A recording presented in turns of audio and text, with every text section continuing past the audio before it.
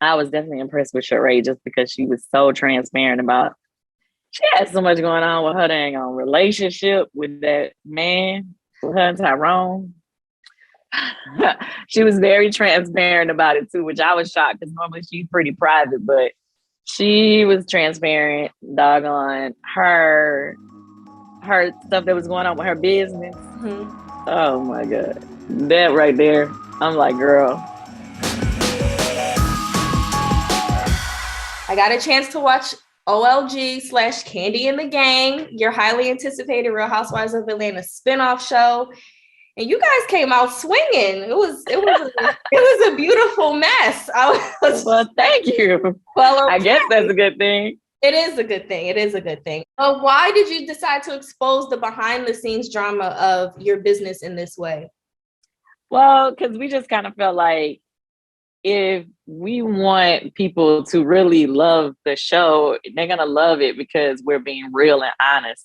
I mean, it's hard to avoid, the reviews that we have been getting because a lot of people talk about that stuff on comments and stuff like that. So to do a show and not address those things and be honest about the fact that we were having issues, keeping the level of service up that we needed to. And, people would have put us on blast if we didn't. So we might as well just tell on ourselves, tell you what's going on, keep it 100, and then let you see why things have been the way that it's been and let you really see that we're trying to fix it. It's not like we want, things to not be the way that they need to be. And speaking of trying to fix it, obviously you guys bring in Philip as the director of operations, and not everybody is receptive to Philip and his military style of doing things. And in the trailer, obviously there's only been one episode, but in the trailer, we see that there may be some sort of conflict between even the two of you at some point. But obviously you brought him in order to, I guess, get some things in line. So what were some of the things that you were noticing within your staff or within the service that you needed to bring him in for this level of restructure? Okay, so basically what had happened was last year, actually it was like close to this time. It was like, end of January, somewhere around there of last year. I was having some real serious issues at my other restaurant, Blaze, right? And because of everything that was happening in the world, like, I wasn't really able to get a lot of new employees. We had been, trying to hire people, but the people we were getting just wasn't doing what they needed to do. The reviews were bad. We had got a bad score. It was just like a lot of stuff that was happening. And I was talking to one of my friends. I was at another restaurant and I was talking to one of my friends. And this girl that worked there came up to me and she was like, I think I got somebody that can help you. Because, she was one of the servers that I had seen a lot of times and she heard me. Mm-hmm. She was like, I got somebody that might be able to help you. And I was like, please, anybody help me. Like, help me figure this out because I don't like not having my stuff together, Mm-hmm. And so she introduced me to Philip. He came over to Blaze and started helping us get things in line over there. And they didn't like him over there either. But he was getting some results and that's what mattered most. So after that, we were like, okay, well, let's take him over to Old Lady Gang and let's just make him over all of our restaurants to see if he can help us get a good, flow. Like, first of all, the service, it just wasn't on point. Like, people got comfortable. They was doing what they wanted to do. Every time I look at the reviews, they talking about somebody had an attitude or, just not being on point. And so I was like, I'm tired of this. I need somebody. And he came through. Now, speaking of getting things on point and people wanting to do what they want to do, we see that in some of your lively characters who happen to be staff members. And, in your defense, they are longstanding staff members. And we know that you're big on loyalty and you reward loyalty. But reading some of the comments online, some of the social media reactions, and then, obviously watching the show myself, there's a lot of conversation around whether or not people take advantage of your loyalty. And it's true. You having, a business and a restaurant where they're interacting with these people on the day-to-day. And even if what we saw, like a little snippet of what we saw was just like, Kandi, come on. So What is your response to people who are like, we appreciate you wanting to give grace, but where's the cutoff for you? What does too much grace look like? Okay, so here's the thing. People got to take an understanding that the last 2 years we've been in a pandemic. And I don't know if you've noticed, but pretty much any restaurant you've gone to, I'm sure you've seen the signs where people be like, we need, or maybe they couldn't even open that day because they didn't have enough employees. Or either, they're asking, please put in applications or whatever. It's everywhere because nobody can get anybody to come to work, especially in the restaurant industry. So my point to Todd and to Philip is we can't keep firing everybody. Like we done fired some folks that y'all didn't even get to see. It was actually some other people who were supposed to be on this show with us. We fired some folks, but you can't fire everybody. You got to take some of these people that have some potential and train them to do what you need them to do. Y'all don't understand the stuff that we have been through with people. So the ones that are loyal, I'm like, we gonna have to figure this out. We gonna have to figure out how to get you together or whatever we need to do to train you to do what you need to do. But loyalty for me, this last couple of years, it showed me one thing. Loyal employees is you need to cherish them. So you spoke a little bit about your other restaurant, your seafood and steakhouse. And I know, forgive me if I mispronounce his name, one of the employees that you brought over from Shardo. Okay, yes. Love his suits. Okay, so you brought him over from Blaze to OLG. And I know that one of the reasons why you did that was because you wanted to kind of bring in some of the upscale quality into OLG and some of the, I guess, processes and procedures. What about Blaze and those processes and procedures did you want to bring in? Now, I mentioned the long lines. Have you guys, I know that OLG is supposed to be like this kickback, Southern eatery, like comfort food, but Georgia is a little hot and no one likes to wait, over like an hour to eat. So have you guys thought about going from a non-reservation method to a reservation method? Okay, see, that's another thing that changed during the pandemic. So we did have the reservation situation set up, but then you have the problem of if you allow all your tables to get booked with reservations and those people ain't showing up, but then you got all these people that's outside like waiting, like wanting to come in. It's like you basically let money walk away out the door. So I told Ty, like, maybe we should do something where maybe we only allow half the restaurant to get reserved. Another thing that happened that got a lot of social media reaction from the first episode was the whole idea of a generator. Now, we know as your fans that you like to save money and you love your coins, but can you please explain to us why you guys did not invest in a generator at that time? I'm not saying you don't have one now, but it was. Let me say something. I'm gonna answer that question because they told us up about that generator. But I want y'all to know something. Nobody on Peter Street has a generator. It's not just us. Ask Rashida, my friend Rashida Frost. They got Frost Bistro on the same street. Ask them if they got a generator. Nobody has a generator over there. Yes, the power goes off from time to time, but it's not like all the time. You know what I mean? So it's typically a lot of people don't, just because. Now I talked to Todd. I was like, we should just get a generator. And he's like, you got to go through a lot with the city because you have to go get the permit and they got to tell you what they're going to approve, how big it can be and all this other kind of extra stuff. And I'm telling him we need to do it. So y'all talk to him about it. It's not me. I'm not being cheap. It's I just think that from the standpoint of, I think it would make more sense to have a generator. I know that Todd mentioned like, well, we can just forgo the generator for the power going out for an hour or two. But for people who like to go out to eat, like you're thinking, me watching it, it's just like, okay, well, what about the risk of the food potentially spoiling and things like that? I just feel like it would make more sense in the long run. I agree.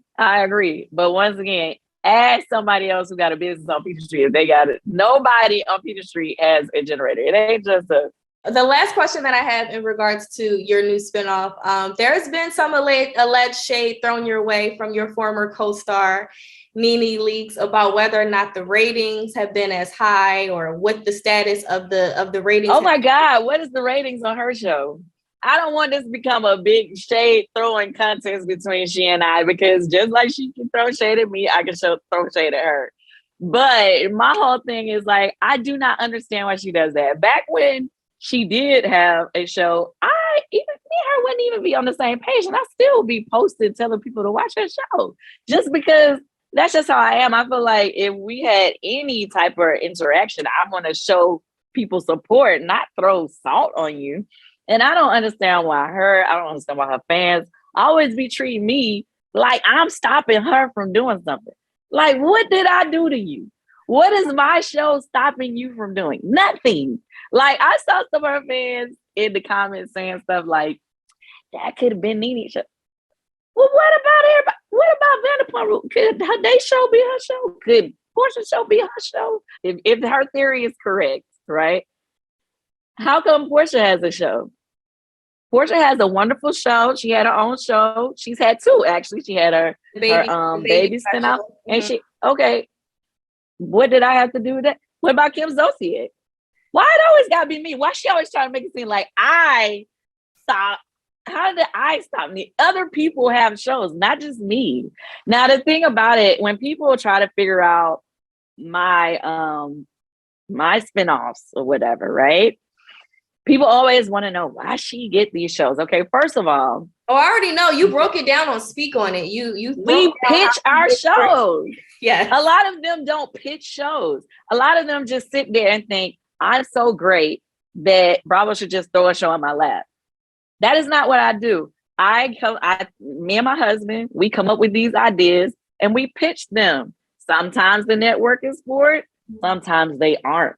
Everything we do does not get, picked up. Surprising, because I know y'all think everything I do is working. But everything we do, it doesn't necessarily go the way we want it to go. But we put ourselves out there to get a yes or no. And that's what you have to do. If you have an idea or a dream or something that you want to make happen, you have to put it together, because sometimes people won't see your vision. Mm-hmm. So you have to show them the vision, and hopefully they get it. If they do, great. And then y'all can say, hey, I got a new special, because all of my ideas weren't specials. But then on top of that, other people don't really realize. And I saw somebody like posting my ratings or whatever, like of all my shows, which I thought was pretty interesting. Thank you. Because I think one thing that people love to talk about, how our first week ratings weren't as big as they needed to be. But the one thing that y'all also didn't notice is our other show, Kandi's Wedding, was over 2.4 million viewers. You know what I'm saying? Our My Escape Just Kicking It, our series was averaging 1.7 million viewers on a regular. And our ski trip, 1.4 million viewers on a regular. You can't really count Kandi Factory or Kandi Coated Nights, because those weren't reality shows, right? Those were more just like a talk show and a competition show, right? So, but my reality shows were the highest rated spinoffs of any of the other people who had them. So it's like, don't play me like why she got it, because I work for it, y'all. And then yes, Kandi, y'all gotta understand, like with Kandi and the gang, that's my baby, that's my family, and I want our show to do great. Of course, I want the ratings to be better. But the one thing that I did love is that all the feedback from people who did watch the show was good. Mm-hmm. Even people who said they didn't think the show was going to be good, it's like, okay, I ain't going to hate. This show was good. The show is good. So I don't know why people just want to see it not do good because they don't like me for some reason. Because for some reason, they think I done stopped somebody's opportunity. Y'all need to stop giving me so much power, y'all. Like, I really can't stop her blessings. Like, I can't. Well, I just wanted to give you a chance to respond to that, because that did just pop up. And speaking of Real Housewives of Atlanta, you guys are returning for season 14. And I know that you can't give too much of what is going to take place this season, but you did spill the tea that you and Marlo got into a knockout argument worse than we saw Yeah. in season 4. So what can you tell us about what started the issue between the two of you? Oh my gosh. Well, she had been saying little things here and there about me, you know, throughout this season. I guess, I don't know, she's saying different things that she felt was rubbing her the wrong way or whatever, that I don't know, whatever I suppose it know. But that was neither here nor there. That wasn't the thing that really set it off. It was so random. We were on the trip and she was saying something that I felt, she was saying something to somebody else, but to me, it was hypocritical what she was saying. I'm like, you can't say that about this person when you basically doing the same thing. And I guess she didn't like what I had to say. So she came back and said something to me. I said something to her. And the more we talked, it just got seriously disrespectful. We doing much better. Yeah, we doing much better. Who do you think fans will get the most entertainment out of this season? Because I know Sheree is back, Drew is coming back, and then Marlo finally has her peach, and then you guys have the addition of Sanya Richards-Ross. So who do you think brought it the most? Oh my gosh. Okay, well, it's hard to say who brought it the most. I would definitely say I was definitely impressed with Sheree just because she was so transparent about, she had so much going on with her dang on relationship with that man, with her and Tyrone. She was very transparent about it too, which I was shocked because normally she's pretty private, but she was transparent, doggone her stuff that was going on with her business. Mm-hmm. Oh my God. That right there, I'm like, girl, if you don't get this together, it was like, everybody was rooting for her to get it right this time. And I feel like She by Sheree? Yeah, she by Sheree, yes. I think we were rooting for her. And I feel like the fans are going to root for her. I also, going back to Marlo, I love the fact that all these years we done heard her talk about her mama, but we finally get to see her. Mm-hmm. So I think that's a big deal because, Kenya's mom, Marlo's mom, over the years, they have been, for them not to be on the show, they have been the subject of a lot of heartache and pain, you know what I mean? So to see her in person and actually have a conversation with her, I just really felt like it was needed for the world to see. Mm-hmm. You know what I mean? So I felt like that was a good thing for Marlo to share in that way, And outside of reality TV, your acting career is booming. You're on one of my favorite shows, The Chi, and last season ended with your character. It was hinted that you were left in a position of leadership. Obviously, you can't give away that much, but can you at least tell us if your role is even bigger this season than it was last season? Oh, I don't know if I can tell you all of that. I can tell you that I just started back filming last week for The Chi. So I'm excited on where my character is going. Now, here's the thing. They don't tell us what's going to happen in future scripts. So basically, as I get the script. Got it. Right. So right now, I mean, my first week, I'm already in some mess. So I'm looking forward to seeing where this is about to go. All righty. And then obviously we were so excited when you reunited with Escape. Kandi, I told you earlier that you take the high road, but you refused to take the high road with your former group members. You were holding on to that one. And when you finally said I do, it was like the heavens opened up and you guys did the Great Escape tour. One of the best concerts I've been to. So well done. Oh, thank you. Would you do another mashup tour with them? I know that you guys have some performances here and there, and you said like no to an album because you don't want to. You want to keep the magic of the past where it was. You don't want to feel like you have to top that. But would you at least do another full length tour? I would do a tour with them for sure if depending on if the opportunity came up. I mean, there actually has been, some promoters who have reached out to say they want to do a tour. I think the problem is for me is that I tape most of the year because I'm on multiple shows. I am definitely here for doing shows with them. We got some shows coming up in May that I'm looking forward to, but I just haven't had a chance to agree to a tour. But the other thing is they're trying to get us to do another TV series together, which I'm like, how am I going to do that? But I don't know. I mean, I guess we'll figure it out. But it's just like something about when we together on stage, it's magic. So I really want to do more shows with them. It's amazing. Yeah, I want to do more shows with them.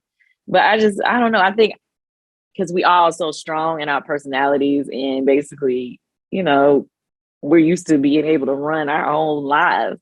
But now you got to come together. Everybody have to agree. And it can be tough. What's the status of the biopic for Escape? People keep coming back talking to us about it. We did have a deal for it at one point, and it seemed like it was gonna come, but then the network went through changes, so we ended up not doing it with that network. Now we have somebody else coming back and talking to us about it. I'm just kind of like, I'm open, but I'm just like, I just feel like, is this gonna cause more drama? Like we get into a good place. Like we have to keep going back down memory lane. I don't know. I love the fact that people still care about our group. You know what I mean? That people still love us enough to want to see, us do, things like, care about the movie, care about, if we do a series together or an album or whatever. Like all these years later, for people to still care about us, it means a lot. And so that's what really makes me want to, try to figure it out. You know what I mean? Our group, everybody is super talented. We just gotta get on the same page. What is a song that you wrote for another artist that became a hit that you wish you would have kept for yourself? Oh, I never wish that I kept any of them for myself because I wanted to be a songwriter so bad. Like, at one point when I was younger, I was like, how do I do this? Like I always was trying to figure out how to get in as a songwriter. So my thing is, you will never be able to be a great songwriter if you don't give away some of the hits. Kandi, it's been a pleasure. I've been trying to talk to you for a while now, so I'm glad that your schedule became open and I love the show and I look forward to talking to you in the future. This was fun.